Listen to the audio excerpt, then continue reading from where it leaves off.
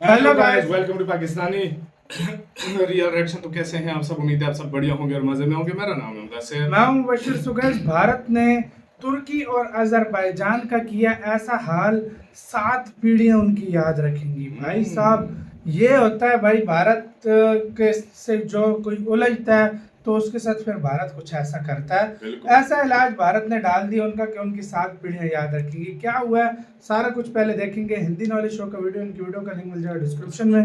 Count करते हैं 3 2 1 and start. Bharat के खिलाफ पाकिस्तान का जितना साथ चीन ने दिया उससे 100 गुना साथ दिया दो और देशों ने। वो थे अजरबैजान और दूसरा देश था तुर्की। इन दोनों ने पाकिस्तान का साथ देने में चीन को मीलों पीछे छोड़ दिया और खुलकर ये भारत के खिलाफ मैदान में उतरे। लेकिन अब ये इन्हें बहुत भारी पड़ने वाला है, क्योंकि भारत ने इन दोनों देशों के कट्टर दुश्मन देश से संपर्क साध लिया है और ऐसा संपर्क साधा है कि अब दोनों की चीखें निकल रही है। यकीन नहीं आता। मैं इन दोनों देशों की चीखों का सबूत आपको दूंगा, लेकिन उससे पहले खबर जान लीजिए। खबर है क्या?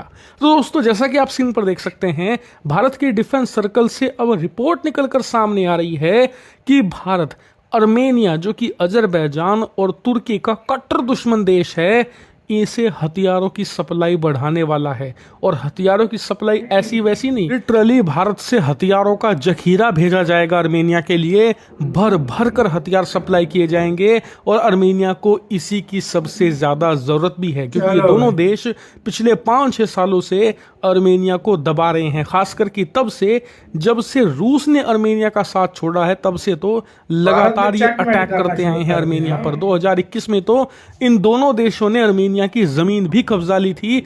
उस समय अगस्त 2021 में अर्मेनिया अजरबैजान का युद्ध भी हो गया था और उसी युद्ध में रूस ने धोखा दिया था अर्मेनिया को, और तभी से अर्मेनिया भारत के करीब आना शुरू हो गया था। और आप जानकर हैरान होंगे कि 2022 से लेकर आज तक, यानी कि 2025 तक, हम $1.5 बिलियन के हथियार अर्मेनिया को ऑलरेडी बेच चुके हैं। और अर्मेनिया इस समय भारतीय हथियारों का सबसे बड़ा ग्राहक है पूरी दुनिया में। लेकिन जैसा कि आप स्क्रीन पर देख सकते हैं, रिपोर्ट आ रही है कि इसी साल अर्मेनिया भारत को करीबन $750 मिलियन के हथियारों का और ऑर्डर देने जा रहा है, जिसमें यह भारत से आकाश मिसाइल डिफेंस सिस्टम खरीदेंगे, हॉवित्जर तोपें खरीदेंगे, ब्रह्मोस मिसाइल खरीदेंगे। और ये तो बस शुरुआत है। इसके बाद भारत के जो बड़े वेपन सिस्टम हैं, इससे भी ज्यादा एडवांस, उसे भी अक्वायर करेंगे। ये उससे खास बात, ये हथियार अर्मेनिया अपनी सुरक्षा के लिए तो ले ही रहा है, लेकिन उससे ज्यादा वो अटैक करने के लिए ले रहा है। दरअसल अर्मेनिया चाहता है कि फिलहाल वो इतना ताकतवर बन जाए कि अजरबैजान पर अटैक करके वो अपनी नारगोनो काराबाग की वो जमीन वापस ले ले जो 2021 में उसने गंवाई थी। और इसीलिए अर्मेनिया पूरी ताकत झोंक रहा है अपने डिफेंस और अटैक को मजबूत करने के लिए।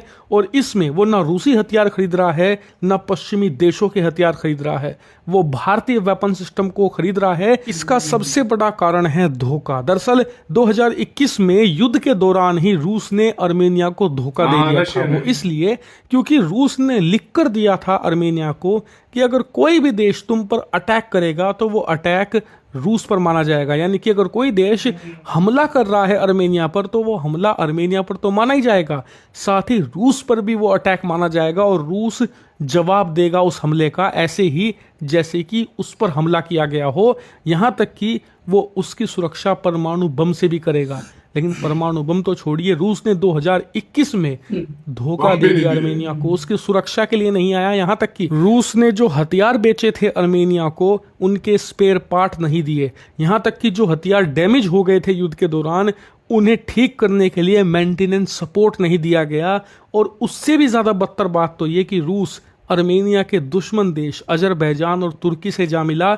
और जब अजरबैजान ने युद्ध में बहुत सारी अर्मेनिया की जमीन कब्जा ली, नारगोनो काराबाग उसके राज्य में, तो अब जाकर रूस ने कहा कि अब सीज फायर, और खुद जाकर युद्ध के बीचों बीच खड़ा हो गया। जबकि युद्ध के उस स्टेज में अर्मेनिया अजरबैजान पर भारी पड़ने लगा था, लगातार उसकी सेना को पीछे खदेड़ रहा था। लेकिन अजरबैजान के कहने पर रूस बीच में आकर खड़ा हो गया, सीज फायर करवा दी, और तभी से आर्मेनिया के लोग नफरत करते हैं रूस से। और ऐसा नहीं कि सिर्फ रूस से, वो पश्चिमी देशों को भी पसंद नहीं करते, ना ही उन पर भरोसा करते हैं।